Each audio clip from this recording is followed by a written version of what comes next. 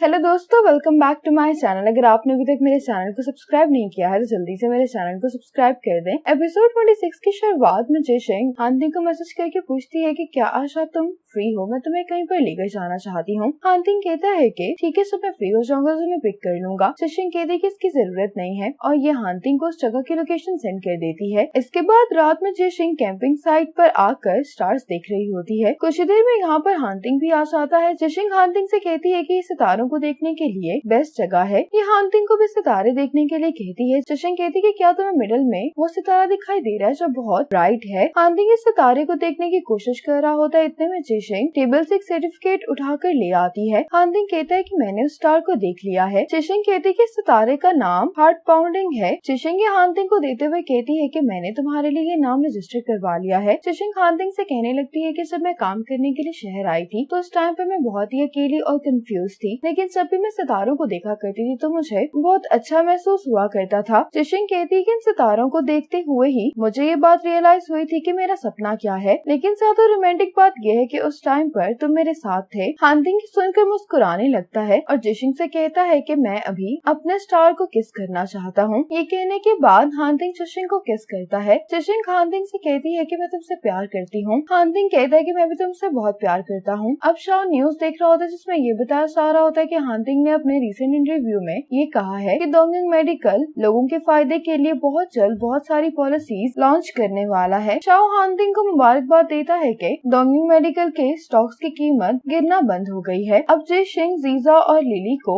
एक प्रोजेक्ट के बारे में बताती है जिसमें जाने पहचाने फॉरेन टेस्ट सेंटर के साथ इनको रिसर्च और मेडिकल टेस्टिंग करने का मौका मिल रहा है और इसके साथ साथ इनको रिसर्च के लिए 1 से 2 मिलियन का फंड भी मिलेगा। ये न्यूज पढ़कर तो जीजा बहुत खुश हो जाता है, कहता है कि ये अपॉर्चुनिटी तो हमारे लिए बहुत जरूरी है। अब हांतिंग अपने ग्रैंडपा को आकर सारी अपडेट दे रहा होता है कि ये सारा मसला हल हो गया है और डोंगिंग मेडिकल के स्टॉक्स की कीमत भी गिरना बंद हो गई है। ग्रैंडपा कहते हैं कि डोंगिंग मेडिकल को बनाने से लेकर अब तक मैंने पहली बार देखा कि डोंगिंग मेडिकल में आकर किसी ने इस तरह से कंपनसेशन मांगी हो। ये हांतिंग से कहते हैं कि जिस तरह से तुमने इस मसले को हल किया, क्या तुम्हें वाकई में लगता है कि ये हल हो गया है। हांतिंग कहते हैं कि शिंगचन ही फेंगमे की दूसरी सर्जरी और उसकी रिकवरी के पैसे पे कर रहा है, इसलिए मुझे लगता है कि दोबारा ऐसा कुछ नहीं होगा। ग्रैंडपा कहते लेकिन इस मसले के बाद तुम्हें क्या लगता है कि बोर्ड के डायरेक्टर्स तुम्हें टफ टाइम नहीं देंगे। हांतिंग कहते कि ग्रैंडपा आप सही कह रहे हैं, मुझे भी ये नहीं मालूम कि अगली बार जब सिंगदी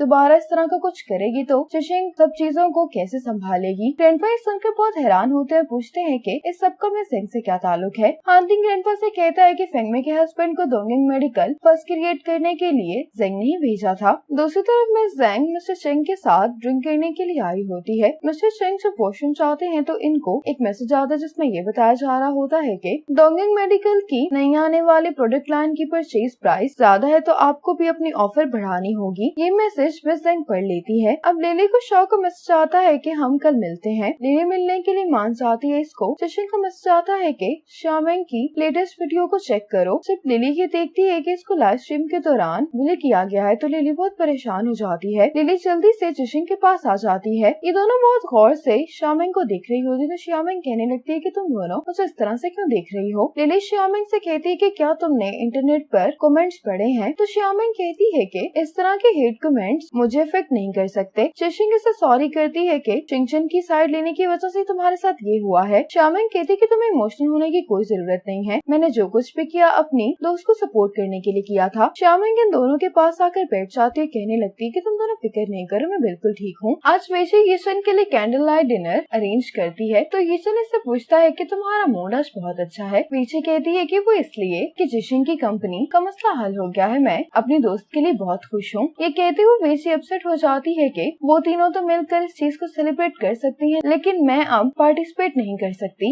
यीचन वेशी से पूछता है कि क्या तुम्हें पछतावा हो रहा है क्योंकि मेरे साथ रिलेशनशिप में आने की वजह से तुम्हारा अपनी बेस्ट फ्रेंड्स के साथ रिलेशनशिप खराब हो गया है। वेची कहती कि मैंने तुम्हें चुना है, मुझे इस बात पर कभी भी पछतावा नहीं होगा। यीचन वेची से कहता है कि हम शादी कर लेते हैं। ये सुनकर वेची इमोशनल हो जाती है और हाँ करते हुए ये शन को हक करती है। आज लिली शॉ से मिलने के लिए आज आती है। लिली शॉ से कह रही होती है कि शुरू से लेकर अब तक मुझे लगता है कि हम दोनों के दरमियान एक गिलास की दीवार है, शायद मैं कभी तुम्हारे दिल में दाखिल ही नहीं हुई। शॉ लिली से कहता है कि पहले मुझे लगा करता था कि अगर दो लोग साथ हैं तो सिर्फ खुश होना मैटर करता है, लेकिन अगर तुम मेरे बारे में जानना चाहती हो तो मैं तुम्हें बताने के लिए तैयार हूँ। शॉ लिली से कहता है कि मेरी पहले एक शादी रह चुकी है। 5 साल पहले चाइल्ड बर्थ के दौरान मेरी वाइफ की डेथ हो गई थी। मेरी 5 साल की एक बेटी है जिसका नाम बेबे है। ये सब सुनकर लिली काफी शौक हो जाती है। शॉ कहता है कि अब फैसला तुम्हारा होगा, तुम जो भी फैसला करोगी मैं तुम्हारे फैसले की रिस्पेक्ट करूंगा। लिली समुद्र के सामने खड़े होकर अब इसी बारे में सोचने लगती है। आज जिशिंग रेस्टोरेंट आई होती है तो ये यहाँ पर हानतिंग को आते हुए देखती है। जिशिंग जल्दी से ये देखने के लिए चाहती है कि हानतिंग किससे मिलने के लिए आया है और हानतिंग मिस जेंग से मिलने के लिए आया होता है। ये देखकर जिशिंग अपसेट हो जाती है। मिस जेंग ने हानतिंग को मिलने के लिए बुलाया होता है। ये हानतिंग से पूछती है सूप फार्मास्यूटिकल के इक्विपमेंट लेने के बारे में तुम्हारा क्या प्लान है। तो हानतिंग इससे कहता है कि तुम अपने काम से काम रखो। मिस जेंग कहती है कि स्टॉक्स की कीमत बढ़ाने के लिए तुम पहला स्टेप ये लेने वाले हो। हानतिंग मिस जेंग को गुस्से से देख रहा होता है। मिस जेंग कहती है कि मिस्टर चेंग भी ये डील करना चाह रहे हैं। अगर तुम ये इक्विपमेंट हासिल ना कर सके तो तुम स्टॉक्स की कीमत बढ़ाने के लिए जिशिंग की कंपनी पर तो रिलाय नहीं करोगे ना, इसीलिए हम मिलकर स्टॉक्स की कीमत को बढ़ाने की कोशिश करते हैं। हानतिंग मिस जेंग से कहते हैं कि कोई कुछ भी करे उसकी खबर तुम्हें मुझे देने की जरूरत नहीं है। मिस जेंग कहती है कि मैं तुम्हारी मदद करना चाहती हूँ। हानतिंग कहता है कि गुंगुआ का शेयर ट्रांसफर एग्रीमेंट जल्दी तुम्हें मिल जाएगा। मिस जेंग कहती है कि गुंगुआ को डोंगिंग मेडिकल से निकालने के बाद तुम ये देखना चाहते हो कि मुझे तुम्हारे कंपेटिटर कंपनी के साथ डील करनी पड़े। हानतिंग कहता है कि गुंगुआ तुम्हारा है तो ये तुम्हारा मसला है। मिस जेंग कहती है कि क्या तुम्हें हारने का बिल्कुल भी डर नहीं है, तुम अपने ही ओपोनेंट को स्ट्रॉन्ग कर रहे हो। हानतिंग कहता है कि मुझे शायद तभी एक्शन ले लेना चाहिए था जब तुम मिस्टर चेंग से सीक्रेटली मिल रही थी। ये सुनकर मिस जेंग सरप्राइज हो जाती है कि हानतिंग को इस बारे में कैसे मालूम है। हानतिंग कहता है कि दूसरों की खबरें पहुंचाने का काम दोबारा मत करना, ऐसा करना तुम्हारे लिए ही बेहतर नहीं है। ये कहकर हानतिंग यहाँ से जाने लगता है तो मिस जेंग हानतिंग से कहती है कि तुम जज्बाती मत बनो। क्या तुम्हें लगता है कि तुम इस टाइम पर जिशिंग पर रिलाय कर सकते हो। हानतिंग की बात सुनने के बाद यहाँ से चला जाता है। जिशिंग यहाँ पर इसी रिसर्च प्रोजेक्ट के लिए आई होती है। जब सब लोग यहाँ से चले जाते हैं तो ईचन जिशिंग से कहते हैं कि तुमने आज कुछ ज्यादा ही ड्रिंक कर लिया है तो मैंने तुम्हारे लिए टैक्सी बुलवा दी है। जिशिंग गिरने वाली होती है तो ये ईचन खड़े होने में इसको सपोर्ट करता है तो जिशिंग कहने लगती है कि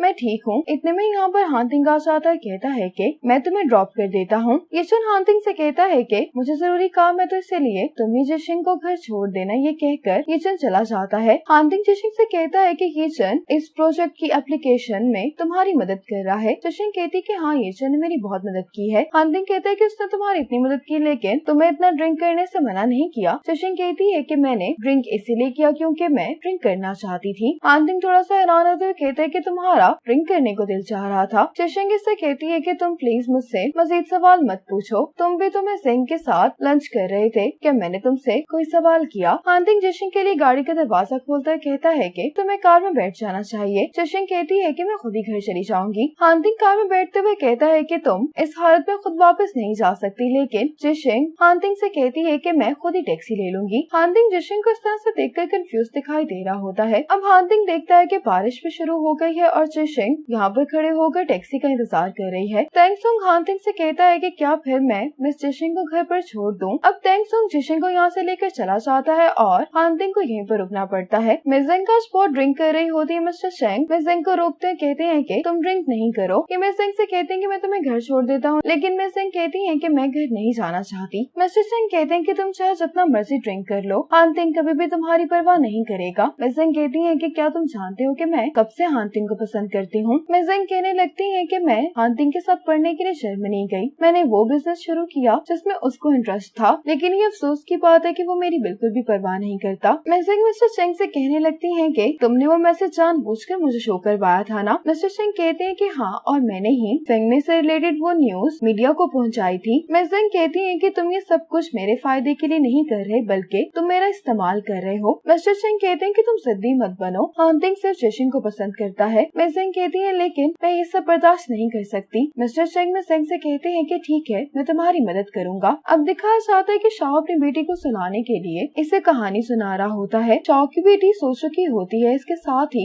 इसको लिली का मैसेज आता है कि क्या मैं बेबी से कल मिल सकती हूँ। शाओ इसको रिप्लाई करता है कि हाँ। अब रात में जिशिंग हांतिंग के मैसेज को पढ़ रही होती है। दूसरी तरफ हांतिंग जिशिंग की पिक्चर्स देख रहा होता है। जिशिंग इंतजार कर रही होती है कि हांतिंग इसको कांटेक्ट करेगा। दूसरी तरफ हांतिंग अपने डोर का पासवर्ड चेंज करके इसको चेक कर रहा होता है। आज लिली शाओ के साथ बेबी को लेकर प्ले एरिया आती है। शाओ लिली से कहता है कि बेबी को तुम काफी पसंद आई हो। लिली कहती है कि तुम मुझे कितना पसंद करते हो। शाओ कहता है कि मेरी वाइफ की डेथ के बाद तुम वो पहली लड़की हो जिसको मैंने अपनी फैमिली से मिलवाया है। लिली कहती है कि मुझे भी बेबी काफी अच्छी लगी है। अभी कुछ देर पहले मैं हम तीनों को एज अ फैमिली इमेजिन कर रही थी। शाओ कहता है कि मैंने ही चाहता कि बेबी एकदम से इस चेंज को एक्सपीरियंस करे, इसलिए मैं उम्मीद करता हूँ कि तुम मुझे थोड़ा सा वक्त दोगी। आज श्यामिंग चियांग के घर पर खाना खाने के लिए आई होती है। मेसान कहती है कि मैंने सुना था कि तुम्हें किसी ने बुली किया है, आखिर किसी की ऐसा करने की हिम्मत कैसे हुई। श्यामिंग कहती है कि आंटिया फिक्र नहीं करे, मैं बिल्कुल ठीक हूँ। मेसान कहती है कि तुम ये प्रिटेंड करना मेरे सामने बंद करो कि तुम ठीक हो। मेसान कहने लगती है कि चाहे लाइफ में कुछ भी हो जाए आपको अपनी हेल्थ का ख्याल रखना चाहिए। श्यामिंग कहती है कि मेरी बात को यकीन करे, मैं वाकई में ठीक हूँ। मेसान कहती है कि अगर ऐसी बात है तो फिर तुम अपना खाना अच्छे से एंजॉय करो। चियांग अपनी मॉम को हिंट देता है कि अब इनको यहाँ से जाना चाहिए। मॉम चियांग का हिंट समझ जाती है। श्यामिंग से कहती है कि मुझे आज अपनी फ्रेंड से मिलने के लिए जाना है, मुझे तो याद ही नहीं था, मैं काफी लेट हो गई हूँ, इसलिए अब मुझे जाना होगा। ये कहकर मेसान चली जाती है। अपनी मॉम के जाने के बाद चियांग श्यामिंग को दूसरी डिशेस पे ट्राई करने के लिए कह रहा होता है। श्यामिंग चियांग से कहती है कि मैं बिल्कुल ठीक हूँ, मैं इतनी सी चीज को बर्दाश्त कर सकती हूँ, तुम मुझे अंडर एस्टिमेट नहीं करो। चियांग इसकी बात पे यकीन नहीं कर रहा होता तो ये देखकर श्यामिंग कहती है कि हाँ मैं अपसेट हूँ लेकिन थोड़ा सा। चियांग कहता है कि अगर तुम वाकई में ठीक हो तो फिर ये सुनकर मैं थोड़ा सा रिलैक्स फील कर रहा हूँ। अब चियांग श्यामिंग के लिए गाना प्ले करता है। गाना सुनकर श्यामिंग का मूड अच्छा हो जाता है। चियांग कहता है कि तुम्हारा आगे का क्या प्लान है। श्यामिंग कहती है कि मैंने भी सोचा नहीं है लेकिन मैं दूसरों को डांस करना भी सिखा सकती हूँ। चियांग हैरान होते हुए कहता है कि क्या तुम्हें डांस भी करना आता है। श्यामिंग कहती है कि वाकई में ही मुझे आता है, क्या तुम्हें मेरी बात पे यकीन नहीं आ रहा। ये कहकर श्यामिंग चियांग को डांस करके दिखाने लगती है। अब श्यामिंग चियांग को डांस सिखाने लगती है। ये दोनों डांस करते हुए काफी एंजॉय कर रहे होते हैं। इतने में मेसान वापस आ जाते हैं क्योंकि ये अपना फोन यहीं पर भूल गई होती है। मेसान इन दोनों को इस तरह से देखकर हैरान हो जाती है। ये दोनों भी मेसान को अचानक देखकर शॉक हो जाते हैं। मेसान जल्दी से अपना फोन लेती है और इन दोनों को इग्नोर करके चली जाती है। जिशिंग अभी भी अपने फोन को देख रही होती है। ये दायांग से कहने लगती है कि पूरा एक दिन बीत गया है, हांतिंग ने मुझे एक भी कॉल नहीं की, वो ऐसा कैसे कर सकता है, क्या वो ये बात नहीं जानता कि मैं गुस्सा हूँ। इतने में दरवाजा नॉक होता है। जिशिंग दरवाजा खोलते हुए कह रही होती है कि श्यामिंग तुम बहुत ही स्टूपिड हो, तुम फिर से अपनी चाबियां भूल गई हो। लेकिन जिशिंग जब दरवाजा खोलती है तो सामने हांतिंग होता है। इसी मोमेंट पर एपिसोड 26 खत्म हो जाती है।